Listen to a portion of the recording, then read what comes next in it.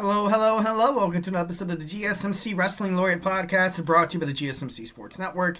I'm your favorite wrestling fan here, Eric Rodriguez, talking about all the action inside and outside the ring, all the backstage curtain calls, all the rumors, all the drama, and all the fan conspiracy theories us as wrestling fans obviously do on a day-to-day basis, which is always really fun. We talk about, WWE releases, AEW transfers. We talk everything in terms of professional wrestling. So grab your favorite snack, grab your favorite ice-cold beverage, and get ready for an hour of professional wrestling talk. Also, remember to participate in the chat. My motto is, this podcast is a hell of a lot more entertaining with the audience engagement. Other than that, I'm just rambling up here for an hour. Not really cool. I'm just kidding. No, I'm not trying to be cool. I don't got to prove anything to anybody, I'm just kidding. No, moving on. Hope everybody had a great week. Obviously, happy Mother's Day to all the amazing, strong, beautiful mothers out there. Keep doing what you're doing. You are making a difference, and your hard work is noticed. Also, this month, May, mental health awareness month. So, those struggling with anxiety and depression, make sure you reach out, talk to somebody 1,010%. You can reach out to me here in the chat and just be like, Eric, I think you suck. And I'd be like, oh my God, I'm just kidding. No, definitely, make sure to, take care of yourselves. And, it's crazy. And I'm going to go on a strange little tangent for a second. That's not about professional wrestling. When you're a kid and, growing up during the adolescence stage, you go through a lot of stress and anxiety and, try to fit in all the pressure, all the angst, what that comes with, high school, middle school, basically in all school. And then, physicians and, pediatrician, they make it like, basically, they check your body, your physical health. They check your oral, obviously dentistry. You have your month, 6 month checkup, yearly checkup, either or, if your teeth sucks. You have, your vision, and it's crazy. I feel like there should be, maybe like a yearly chat to find out with with mental health and stuff like that. If you want to talk to somebody, that should be covered under health insurance. But then again, like I said, I'm not sure if that, that falls under a different tree that I'm totally surpassing and now, obviously breaching over. But that kind of dawned upon me. I actually did want to do a research on that when I was taking my communications research during my bachelor's, when I was getting my bachelor's degree. But once again, mental health awareness month, May. Don't be afraid to reach out. Most of the time, it's people who feel, they feel nervous, they feel burdened to the person, they feel shy, they feel absolutely. They just feel nervous. They feel embarrassed, and sometimes it takes a friend to, or a friendly smile walking down the street, say hi to your neighbor, give a high five. It's always cool to be nice. Being a jerk nowadays is not really, it's not really cool. So, without further ado, and no longer gilding the lily, we're going to talk about professional wrestling. Have a great show for you today, all lined up. We're going to talk about some Smackdown, Backlash. Then we're going to talk about the WWE Women's World Tag Team Championship division. Dead, cursed, whatever you want to call it, it's bad. It's really, really bad right now, and we're going to talk about it. We're also going to talk about my fourth segment. We're going to talk about my recent reactions on some of the WWE releases, which will ultimately kind of tie into what we're talking about within the Women's World Tag Team division.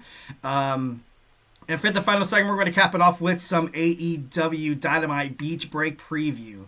So, like I said, grab your favorite snack, a nice cold beverage, a nice cold beer, root beer that is. Get some chips, whatever you guys like to snack on, and let's talk about professional wrestling together. But before we get into any of that, just want to remind you guys to go ahead and hit up that tips and donations link. Also hit up that super chat. Whether if you got a burning question or a hot take in terms of the world of professional wrestling, or just something you've been dying to get off your chest, here at the GSMC Sports Network, we do love a lot of peace, love, and positivity. And we want to make sure you guys feel like your voice is heard. Don't be shy, drop your thoughts inside that chat.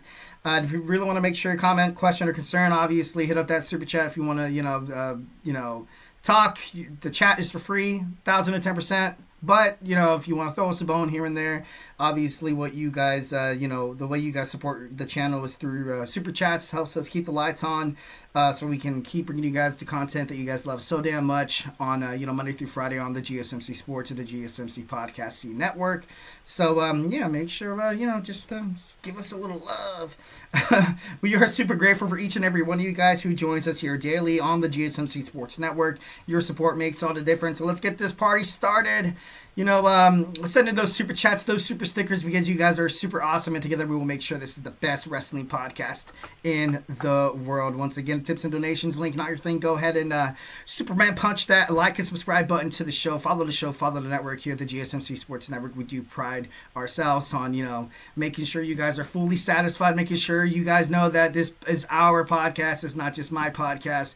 We want you guys to feel like you guys are a part of the mix 1,010%. So don't be shy. Drop anything. Drop your top 10 female wrestlers. Drop your, European Championship favorite. Her hardcore. We talk WCW. We talk WWE/WWF.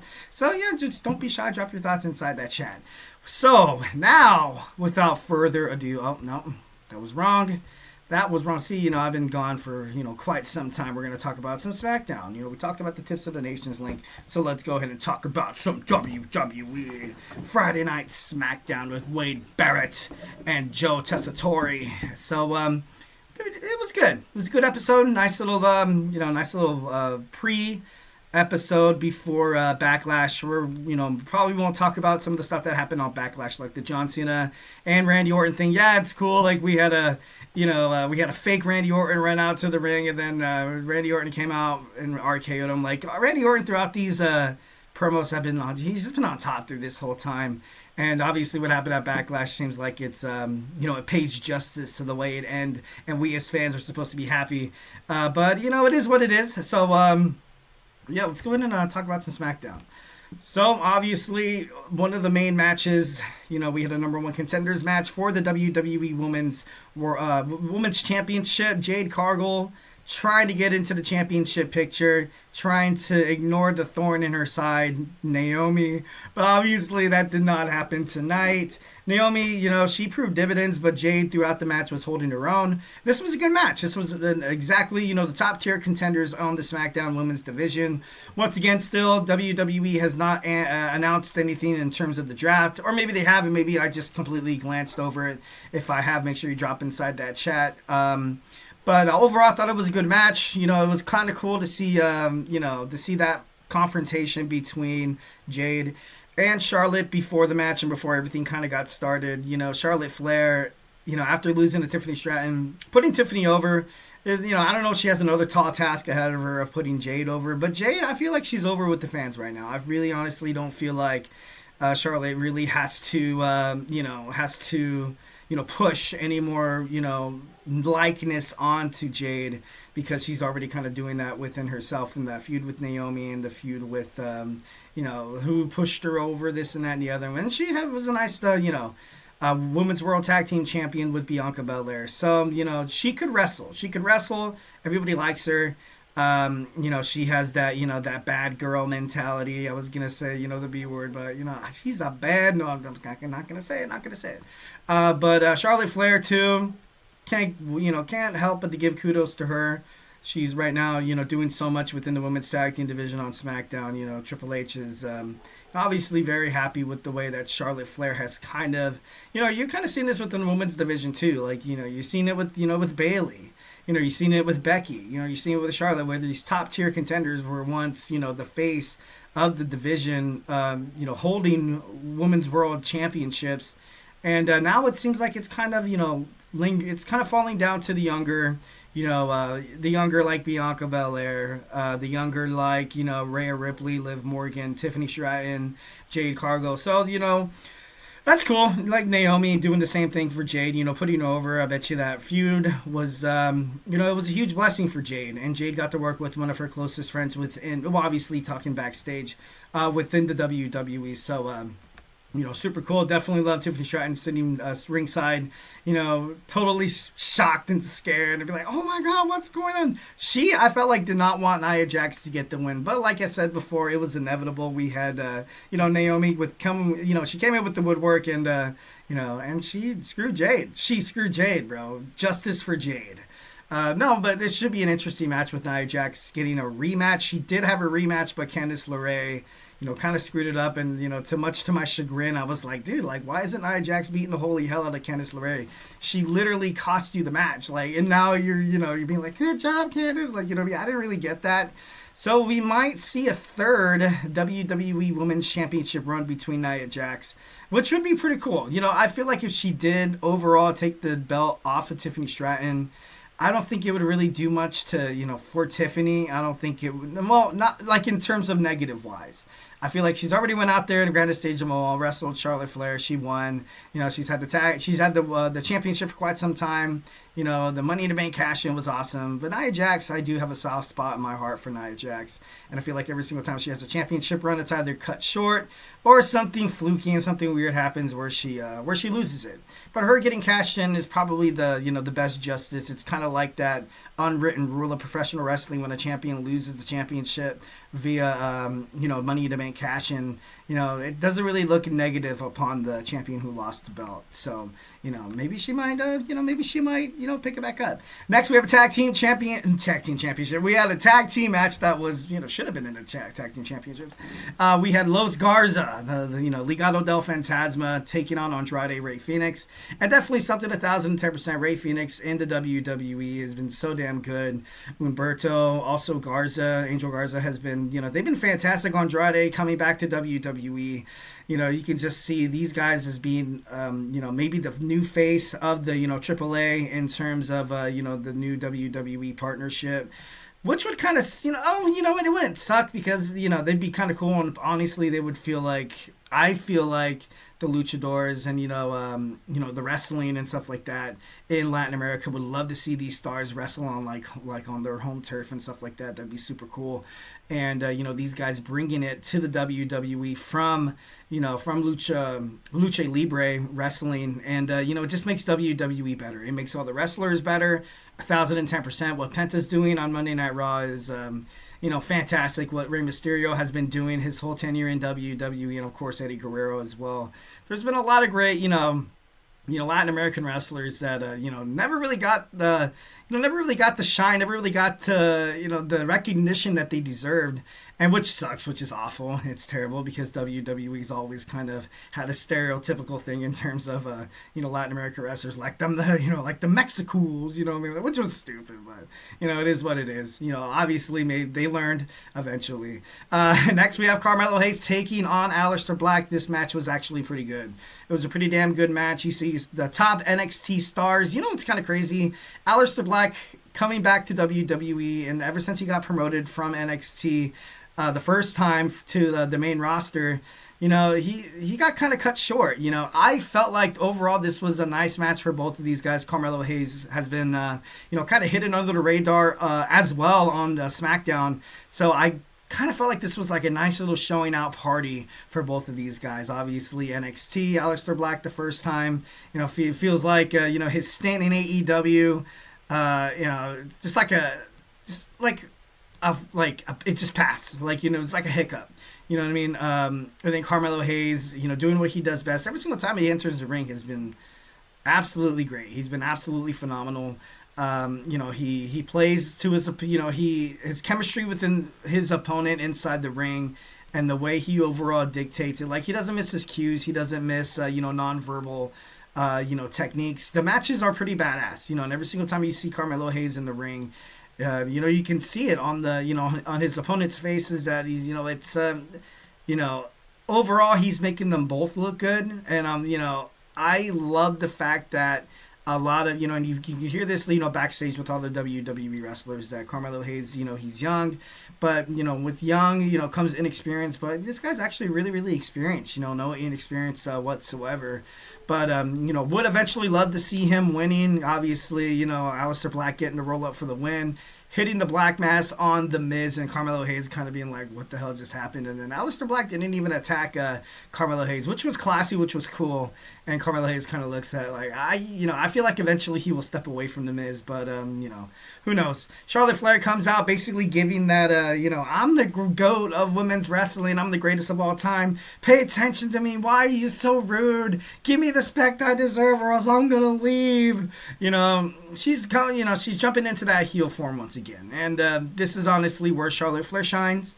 This is when, her as a champion is great for WWE. Her as a babyface champion, I don't really want to see it. I feel like Triple H obviously sees a lot of potential still in Charlotte Flair.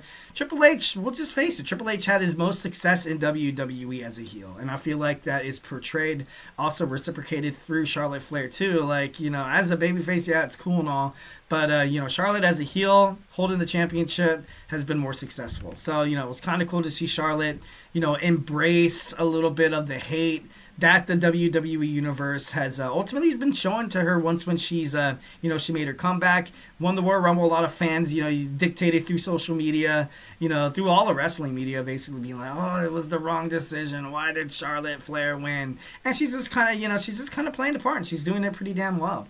Next, we have a tag team, the tag team champions, the Street Profits, have a hard-fought battle, but with the shocker, not really a shocker, they're such a great tag team. Nathan Frazier and Axiom defeat the Street Profits in a non-title match. Just gifted, absolutely gifted, 1,010%. WWE Smackdown is a lot, it's a lot better with Fraxiom. I thought they were going to go to Monday Night Raw to kind of help fix the World Tag Team Championship division, on Netflix, and I feel like that should have been more ideal. Or maybe, before the WWE draft, you see Fraxiom just, beating all the SmackDown teams.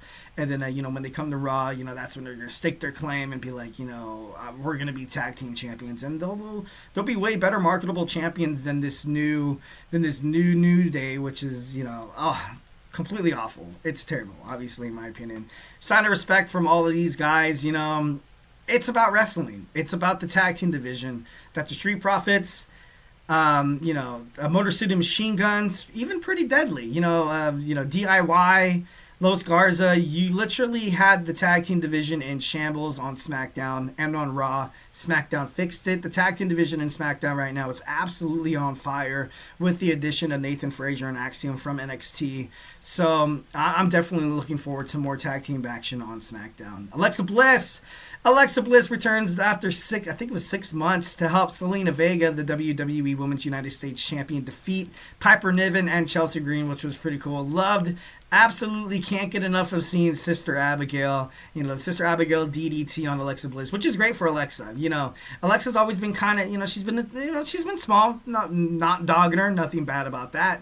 The Sister Abigail DDT, you can hit it on like a person like Nia Jax. You can hit it on Rhea Ripley, which is super cool because usually finishing moves like, you look at Zelina Vega as the Code Red. She was trying to hit it on Piper Niven, wasn't really working out.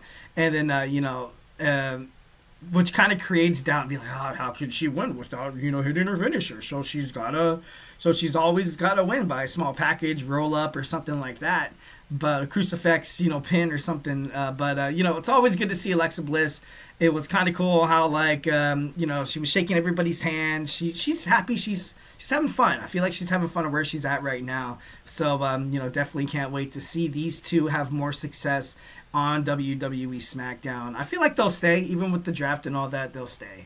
Main event time, we have the tag team match we had a lot of tag team matches.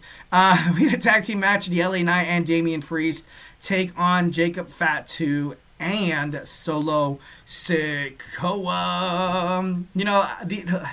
The LA Knight and Damian Priest can't really coexist, and that's not really much of a surprise to anybody. You have these two top baby faces in WWE. They like to run their mouths. They like to, seem dominant and strong and everything. They think they're all that in a bag of chips. But the WWE Universe, I gotta be honest, they're warming up to Jakob Fatu, which is definitely 1,010% what needs to be done. Solo Sikoa did so much for Roman Reigns when he returned on at SummerSlam last year. Basically turned Roman into a babyface. Based on Solo Sikoa being a complete d-bag, and just being so overzealous. But it seems like I feel like we are eventually going to get Jakob Fatu and Solo Sikoa going one-on-one. Drew McIntyre obviously coming out on top before their match at Backlash, which we're going to talk about right now. So, without further ado, we're going to take a short break first. So grab your favorite snack, grab your favorite ice cold beverage, and join me here in about 25 seconds. So, hey, do not go absolutely anywhere.